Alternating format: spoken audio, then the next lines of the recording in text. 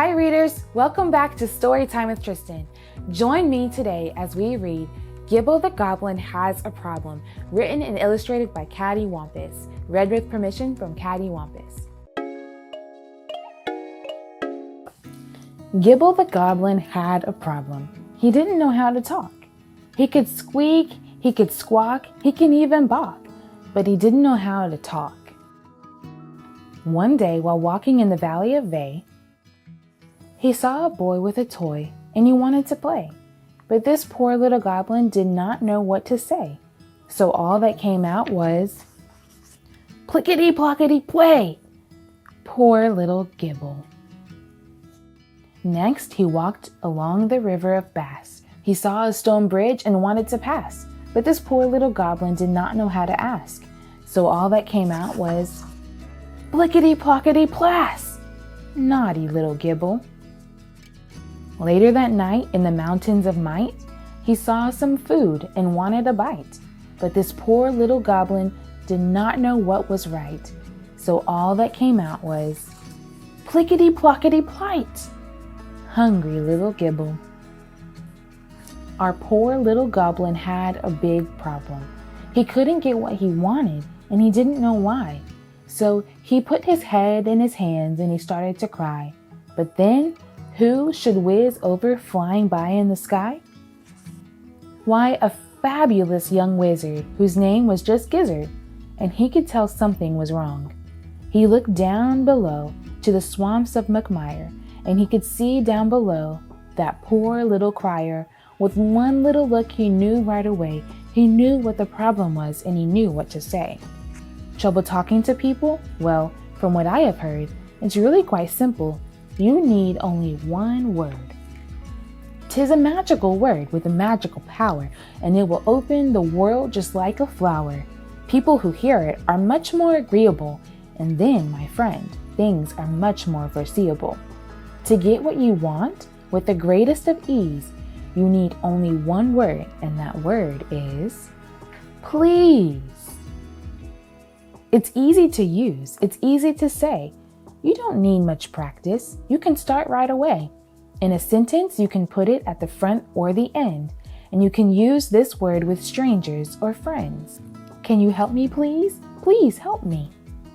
Don't be shy, amply apply. You'll have far less refusals and, therefore, less reasons to cry. And if you're ever in trouble, don't scream and don't yelp. With this marvelous word, it's easy to get help. Also, in addition to please, there's another thing to say. To sound more polite, you can always use may. May I have that, please? Or please, may I? It's really quite useful. Just give it a try. So now I think you're ready for the final test. Now I think you're ready to make a polite request. And so Gizzard took Gibble to all the places from before. But now it was different because now he knew more. First, they returned to the Valley of Ve. Gibble saw the toy with which he had wanted to play. But now the boy shared it because Gibble knew what to say. Next, they went back to the river of Bass, and Gibble saw the bridge he had wanted to pass. But Lagoon didn't get angry because Gibble knew how to ask. And as they approached the mountains of Might, they both got hungry and wanted a bite.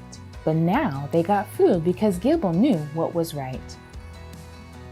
Gibble felt great. He felt so good inside. He now knew how to talk. He didn't have to hide. He jumped into the air with a whoop and a shout.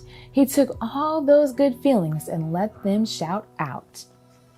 It had been a long and successful day, yet now it seemed that the wizard had something more to say. Gibble, you're a polite little fellow now. That's perfectly true, but once you get what you asked for, there's something more to do. And that is, of course, to say a great big thank you. Now, from what I've told you, from what you now know, being polite is the only way to go. So listen up, Gibble. Gibble? Now where did you go? Gibble the Goblin quietly crept away. He felt he had learned quite enough for one day. He knew what was important, and he knew what to say. But now all he wanted was to go out and play. So he decided to save the next lesson for another other day. The end. I hope you all enjoyed reading with me today. Special thanks to Cad E Wampus for sending us a copy of his book. You can get your own copy by clicking the link below.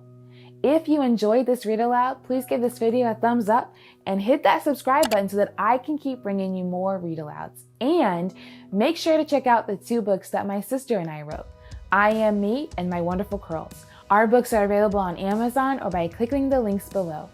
Thanks for joining me on Story Time with Tristan. I'll see you next time for another reading adventure.